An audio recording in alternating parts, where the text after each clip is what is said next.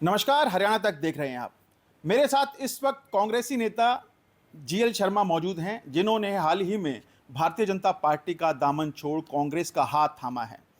इनसे जानने की कोशिश करेंगे कि शर्मा जी, ये कैसी परिस्थितियां हुई कि 2009 में जिस शख्स के लिए आपने कांग्रेस को अलविदा कहा था, आज 2024 के इस सिनेरियो में उसी शख्स के लिए आपको भारतीय जनता पार्टी का दामन छोड़ना पड़ा। क्या कहेंगे इसको लेकर आप? देखिए, मैं ये तो नहीं कह सकता कि मैंने किसके लिए भारतीय जनता पार्टी का दामन छोड़ा है, परंतु मैं ये कह सकता हूँ कि भारतीय जनता पार्टी ने जो टिकट वितरण किया है, उससे भारतीय जनता पार्टी का पूरा प्रदेश का कार्यकर्ता बहुत मायूस है। और भारतीय जनता पार्टी का कार्यकर्ता मायूस होते हुए अब वो भारतीय जनता पार्टी को, चूँकि कोई धैर्य नहीं रहा पार्टी में रहने का, कोई विषय नहीं रहा 10 साल के शासनकाल में भारतीय जनता पार्टी के नेतृत्व ने, खास तौर से सरकार ने, अपने कार्यकर्ताओं से भरोसा ही नहीं किया। और कार्यकर्ताओं के साथ पूर्व मुख्यमंत्री फ़ोटो खिंचवाने से भी हिचकिचाते रहे, मिलना तो दूर की बात थी। और जो जनता ने विश्वास करके जो भारतीय जनता पार्टी की सरकार बनवाई थी, उस सरकार ने उस जनता पे भरोसा करना ही छोड़ दिया और व्यवस्था परिवर्तन के नाम पे, सुधार के नाम पे जनता को दुखी करने का काम शुरू किया। मैंने विशेष रूप से पार्टी पदाधिकारी तत्कालीन समय में था, जो मैं एक प्लेटफार्म होता है, उस प्लेटफार्म में बार बार ये निवेदन किया कि सुधार के नाम पे जनता पे जो अविश्वास है ये आपको आगे ले डूबेगा। निश्चित रूप से आप जब राशन कार्ड की व्यवस्था हरियाणा में है तो परिवार पहचान पत्र आप क्यों बना रहे हैं? इसका मतलब गरीब लोगों पे आप भरोसा नहीं कर रहे, वो झूठ बोल रहे हैं, उन्होंने झूठे राशन कार्ड बनवा रखे हैं। इससे आगे चलें तो आपने मेरी फसल मेरा ब्यौरा पोर्टल किया, किसान 10 एकड़ ज़मीन बो रहा है, आपको भरोसा ही नहीं हो 10 एकड़ बो रहा है, हो सकता है वो 5 बो रहा हो, इसलिए किसान पे भरोसा नहीं किया आपने, एक पोर्टल किसान के लिए लगा दिया। शहर के अंदर रहने वाला व्यक्ति कोई 50 गज का मकान बना रखा है, वो प्रॉपर्टी आईडी के नाम पे एक बहुत बड़ी टेंशन में पूरे शहर के लोगों को डाल दिया। आपने प्रॉपर्टी आईडी का पोर्टल खोल दिया। इन पोर्टलों का क्या लाभ था? केवल इसका मतलब ये हो गया कि शहर का व्यक्ति भी झूठ बोल रहा है, गरीब व्यक्ति भी जो राशन कार्ड वाला वो भी झूठ बोल रहा है, किसान है वो भी अपनी फसल के नाम पे झूठ बोल रहा है। तो जब आपको भरोसा ही नहीं रहा, ना किसान पे भरोसा है, ना युवा पे भरोसा है, ना आपको व्यापारी पे भरोसा है, ना आपको शहरी पे भरोसा है, और ना आपको गरीब पे भरोसा है, तो अब गरीब और या शहरी लोग या किसान वर्ग जिन पे आपका भरोसा नहीं हो, आप पे भरोसा क्यों जताएंगे? तो स्वाभाविक तौर पे सिलसिलेवार तरीके से बात करते हैं शर्मा जी। मेरा ये कहना है कि जीएल शर्मा कभी खासम खास हुआ करते थे राव इंद्रजीत सिंह के। जब पार्टी छोड़ी आपने, कांग्रेस, दोनों नेताओं ने एक साथ पार्टी छोड़ी। ऐसी क्या कुछ परिस्थिति हुई कि जीएल शर्मा के लिए वीटो लगाना पड़ा कि जीएल शर्मा को टिकट नहीं देना, पंडित को टिकट देना अगर भारतीय जनता पार्टी ने तो फिर मुकेश शर्मा की तरफ जाएं, लेकिन जीएल शर्मा की तरफ ना जाएं? क्या कुछ नाराजगी है आप दोनों के बीच में? क्यों नहीं आपके जो संबंध है वो सामान्य हो पा रहे हैं? देखिए, ऐसा है, राजनीतिक क्षेत्र में विचारों का अदलना बदलना होता रहता है। मेरी राव इंद्रजीत सिंह जी से, या जब मैं बीजेपी में था तो भी किसी भी कांग्रेस नेता से कोई व्यक्तिगत कोई संबंध मेरे खराब नहीं रहे। और कभी भी आदमी को राजनीतिक क्षेत्र में रहते हुए पर्सनलाइज नहीं होना चाहिए। तो हमारी कोई राजनीति मतलब व्यक्तिगत दुश्मनी नहीं है, परंतु अगर मुझे तो पता नहीं कारण क्या रहे हैं, पर ये पक्का है कि नेताओं के हिसाब से पार्टी ने मेरिट को तोड़ दिया और नेताओं के हिसाब से टिकट बटे। अब जिम्मेदारी भी उन नेताओं की है। भाजपा कार्यकर्ता लोकसभा में बहुत जबरदस्त काम किया, सारे ही, मैं तो खुद फरीदाबाद सर्वे में नंबर 1 थे, काम में नंबर 1 थे, प्रदेश में उपाध्यक्ष थे। उपाध्यक्ष को छोड़कर किसी ऐसे कार्यकर्ता को जिसने पार्टी को 2014 में कैसे कैसे बयान दिए थे पार्टी के खिलाफ, उसको टिकट थमाया। वो भारतीय जनता पार्टी का कार्यकर्ता है ही नहीं। जिस व्यक्ति ने, जीएल शर्मा, कांग्रेस में रहे, कभी कांग्रेस के खिलाफ नहीं बोले, निष्ठा से काम किया। भारतीय जनता पार्टी में 11 साल रहा, पार्टी के खिलाफ एक शब्द नहीं। कोई एक कमी मुझे अपने आप में नज़र नहीं आती। मैं जहाँ भी रहता हूँ निष्ठा के साथ काम करता हूँ। लेकिन जिन्होंने 2014 में बादशाहपुर से पार्टी को ठुड मान के इंडिपेंडेंट चुनाव लड़ा, और इंडिपेंडेंट चुनाव ही नहीं लड़ा, पार्टी के नेताओं को भ्रष्टाचार तक एक ऑडियो चल रहा है, और वो आज भी फेसबुक पे कोई मेरे को दिखा रहा था कि भ्रष्टाचार के आरोप लगाए। यहाँ तक कि जिन नेताओं का आज मैं कांग्रेस का कार्यकर्ता होने के नाते भी नाम नहीं ले सकता, क्योंकि पर्सनल दुश्मनी किसी की होती नहीं है, उन बड़े बड़े नेताओं को उन्होंने भ्रष्टाचार के आरोप लगा करके, और ये ऑडियो में आ रहा है, और वो लोगों के पास उनका पूरा भाषण है, पूरा भाषण और वीडियो है कि ये वो यहाँ तक कहा कि भाई पार्टी ने मेरा नाश किया है, मैं बीजेपी का नाश करूंगा। तो अब उन्हीं के कहने के ऊपर भारतीय जनता पार्टी का गुड़गांव में कार्यकर्ता चलेगा। मुझे लग रहा है कि भाई जो उन्होंने बोला उसका काम करना ही चाहिए। तो ऐसे व्यक्ति को टिकट देने का मतलब है कि भारतीय जनता पार्टी ने अपने कार्यकर्ता को टिकट ना देके, नेताओं की पसंद हो सकते हो नेताओं की पसंद रहे हों, अच्छा शर्मा जी, नेताओं ने दिया वो जाने। कारण ये तो नहीं है कि जीएल शर्मा काफी लंबे समय से राव इंद्रजीत सिंह के सिपह सलार के तौर पर, खासम खास के तौर पर, रणनीतिकार के तौर पर जाने जाते थे।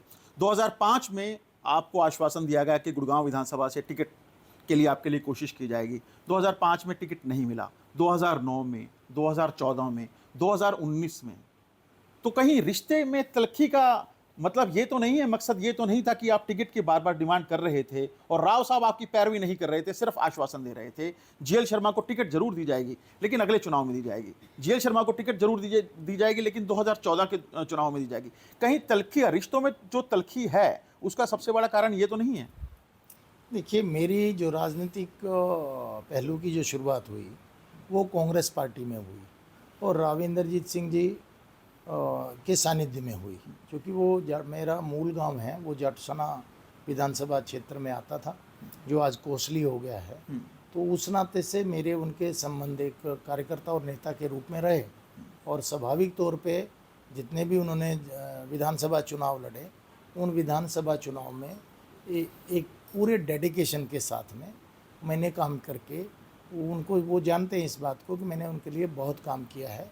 अपने जीवन का काफ़ी समय मैंने उनके लिए ही काम करने में, नहीं कांग्रेस पार्टी नेता थे तो कांग्रेस के लिए काम किया, तो मतलब उनके लिए काम किया, क्योंकि वो जटसना से वही नेता थे। तो इस नाते से उनके साथ बहुत काम किया। उसके बाद में मैं यहाँ गुड़गांव आ गया था, और गुड़गांव आने का कारण भी वही बने थे, जब वो 2 बार चुनाव हारे। एक बार राव नरवीर सिंह जी ने उनको हराया, एक बार जगदीश जी ने उनको हराया, और दोनों बार मेरे को, चूँकि मैं उस वक्त तत्कालीन तृतीय श्रेणी का सरकारी अधिकारी था, तो दोनों जैसे ही चुनाव हारते के साथ मेरे को फेंक देते थे उठा के। लेकिन मैं अपनी यूनियन का प्रधान था, उस नाते मुझे गुड़गांव में यूनियन के नाते से अधिकारी मेरे को गुड़गांव में लाए। तो मैं 1988-89 में मैं गुड़गांव आया था, और फिर गुड़गांव में आने के बाद में भगवान की कृपा रही, मेरी ईमानदारी ने, मेरी परिश्रम ने मुझे काम दे दिया, मैं अपने काम में लग गया। और तो इस नाते से काफ़ी जीवन मैंने अपना उनके लिए दिया, यहाँ तक कि कई बार नेताओं के सामने दिक्कतें भी आती हैं। तो दिक्कत थी क्या वो? दिक्कत थी क्या वो आखिर? आती है, सबके पास आती है, मेरे पास भी आती है, सब पे आती है, कोई ना कोई परेशानी राजनीतिक क्षेत्र में रहते हुए विरोधी करते ही हैं। तो उस नाते भी मैं उनके साथ, उनके भाई की तरह छाती अड़ा के उनके साथ खड़ा रहा।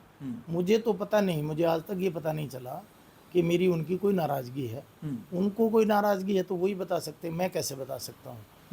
मेरे पास तो कोई उनके लिए ना, मैंने जब मेरी 2014 में टिकट कटी तो उनको भारतीय जनता पार्टी में लाने के लिए बहुत से लोग होंगे, लेकिन उनको प्रेरित करने वाला मैं ही व्यक्ति था, और मैंने ही अधिकारियों से उनकी शुरुआत में बैठक कराई थी। अब वो जाने कि उन्होंने किस। अच्छा, आप मानते हैं 2024 के इस रण में आपकी टिकट जो कटी है उसमें राव इंद्रजीत सिंह का बहुत बड़ा रोल है?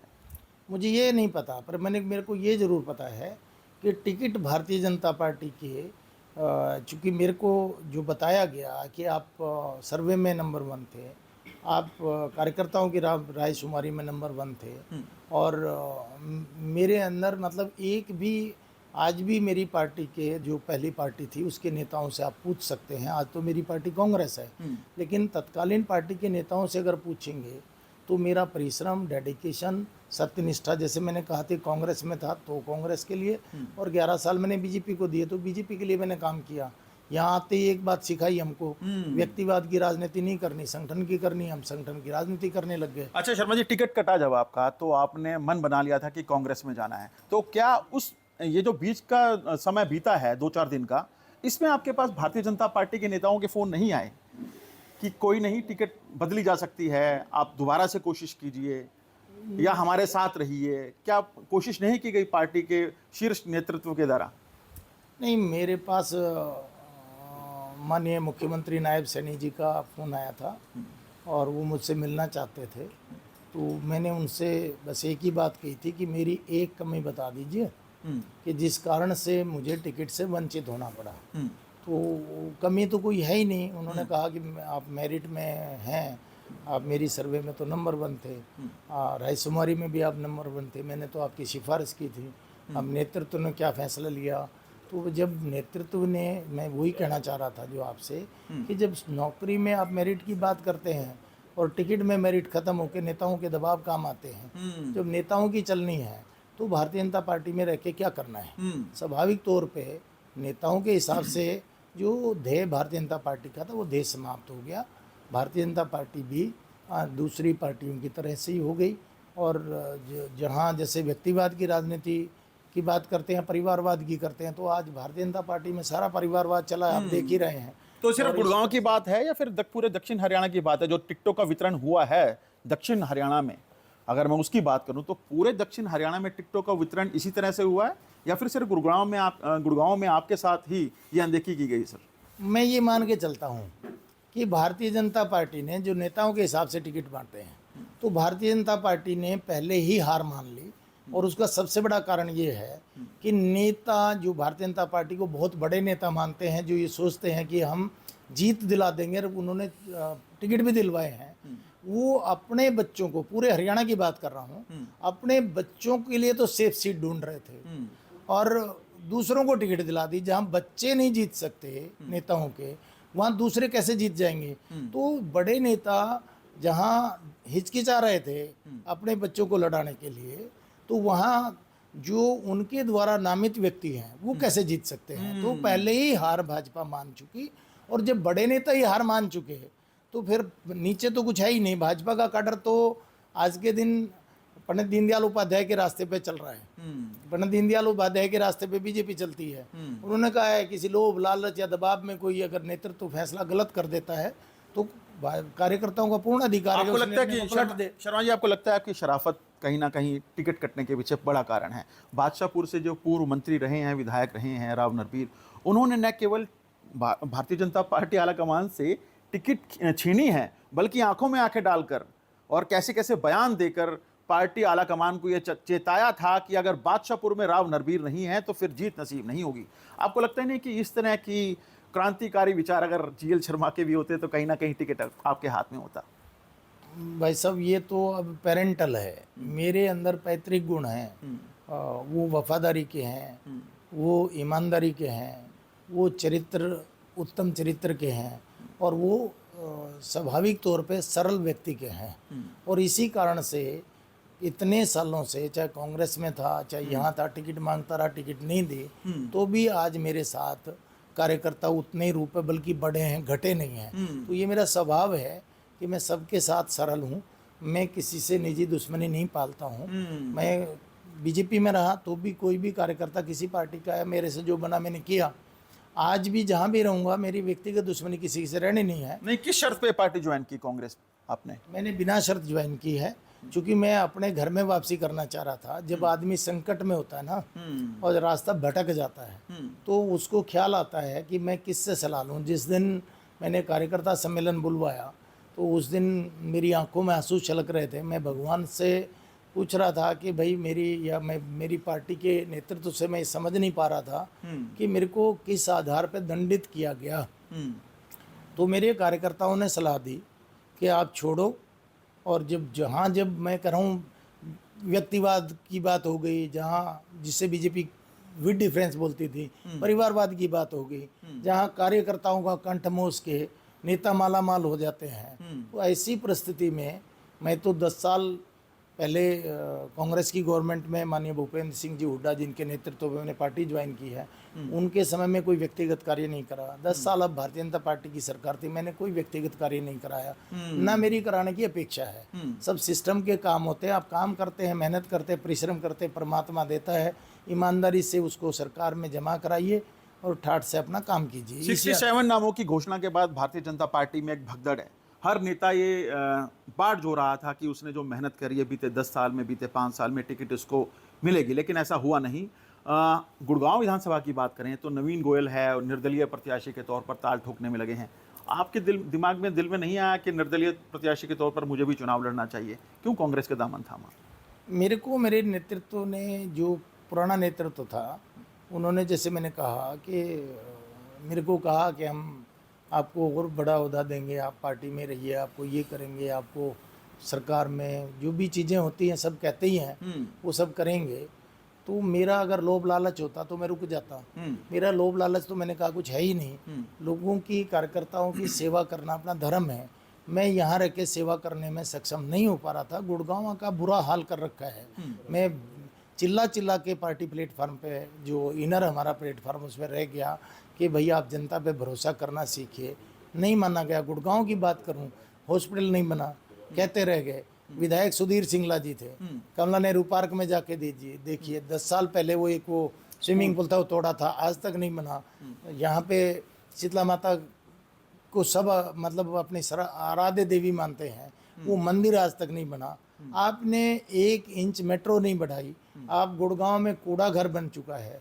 गुड़गांव में सीवर और फ्लो की हर कॉलोनी में समस्या है, पीने के पानी की समस्या। उठाते रहे, कोई सुनने वाला नहीं, कोई ना सुनने वाला है ना करने वाला है।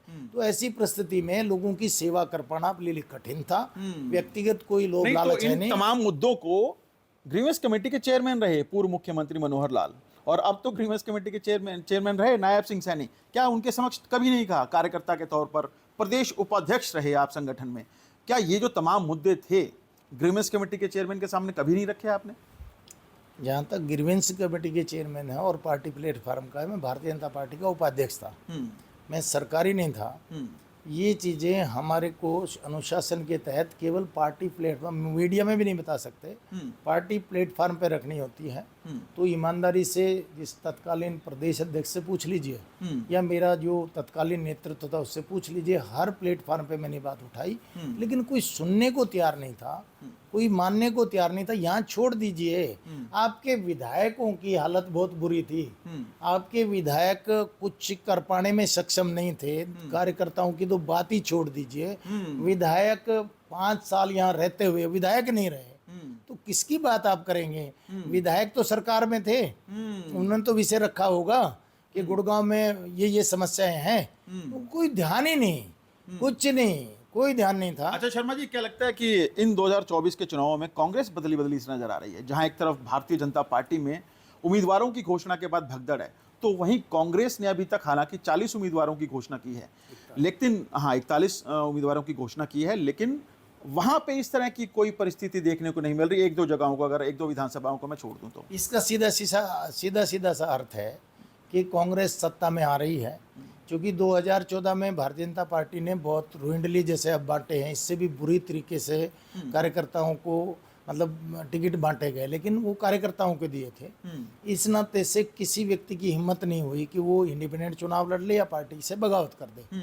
परंतु आज 2024 में भारतीय जनता पार्टी के कार्यकर्ताओं को जिस हिसाब से फेंका गया है, दरकिनार किया गया है, तो आज आप ये मान के चलिए कि कार्यकर्ता अब अपना रोष दिखा रहा है। और स्वाभाविक तौर पे चूंकि कांग्रेस की सरकार आती दिख रही है, इसलिए कांग्रेस का कार्यकर्ता जो टिकट मारने वाले तो वहाँ भी बहुत ज़्यादा हैं, वो अनुशासित हैं। क्योंकि सरकार आएगी तो सरकार में वो लोगों की सेवा करने में सक्षम होंगे। और मेरे साथ एक पूरे मेरे गुड़गांव की नहीं, इन्होंने एक गलती और करी। जीएल शर्मा को खाली एक गुड़गांव का कार्यकर्ता मान लिया, नेता मान लिया। जीएल शर्मा का पूरे हरियाणा में व्यापक प्रभाव है, प्रत्येक समाज में प्रभाव है। तो उस नाते से मैं ये कह सकता हूँ कि मुझे जिन लोगों के साथ मेरा जुड़ाव है, जो इतना बड़ा परिवार है, उस परिवार के काम करने में, उनकी सेवा करने में मैं सफल कैसे हो पाऊँ, तो स्वाभाविक तौर पे मैं अपनी मूल पार्टी में आके और यहाँ कार्यकर्ताओं के कांग्रेस और बीजेपी में एक बहुत बड़ा अंतर है। यहाँ कार्यकर्ताओं के कहने से काम नहीं होते, यहाँ विधायकों के कहने से काम नहीं होते, और कांग्रेस में कार्यकर्ताओं के कहने से ही काम होते हैं। जब मैं कांग्रेस का यहाँ जिला अध्यक्ष था तो बड़े बड़े अधिकारी घर पे मिलने आते थे, और यहाँ तो विधायक मिलने जा रहा था तो भी मतलब आप विधायक का फोन नहीं उठाते थे। बहुत बड़ा परिवर्तन है।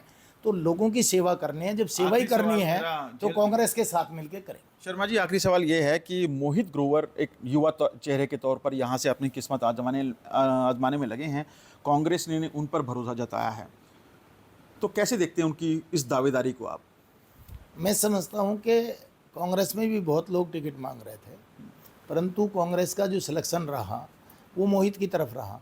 तो बाकी सब जितने भी टिकट मांगने वाले कार्यकर्ता या नेता थे वो स्वाभाविक तौर पे मोहित ग्रोवर के साथ रहेंगे। मैंने कहा कि मैं तो रहता ही निष्ठा से हूँ, मैंने कभी गद्दारी किसी के साथ नहीं की। तो इसलिए करके पार्टी ने मुझे अपना सदस्य बनाया है और मैं अपने मूल घर में आया हूँ।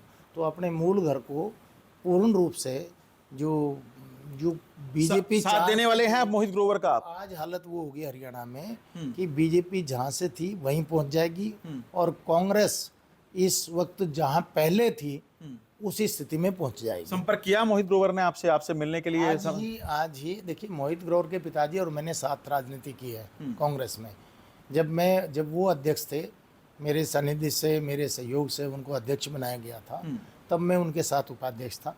उसके बाद में जब मैं जिला अध्यक्ष बना तो प्रदेश कार्य समिति के सदस्य रहे, मेरी उनकी बड़ी अच्छी मित्रता रही। और आज अगर मोहित ग्रोवर जी पे उनके पिता का साया नहीं है तो ये मेरा नैतिक दायित्व और फर्ज बनता है कि मैं, जो कि मदन ग्रोवर का भाई था, तो उस नाते से पूर्ण रूप से मतलब कांग्रेस के समर्पित कार्यकर्ता की तरह उनका साथ दूं और उनको जिताने में अपनी महत्वपूर्ण भूमिका निभाऊं। तो धीरे धीरे माहौल ज़रूर गर्म हो रहा है और इस गर्म माहौल में नॉमिनेशन की बयार चल रही है।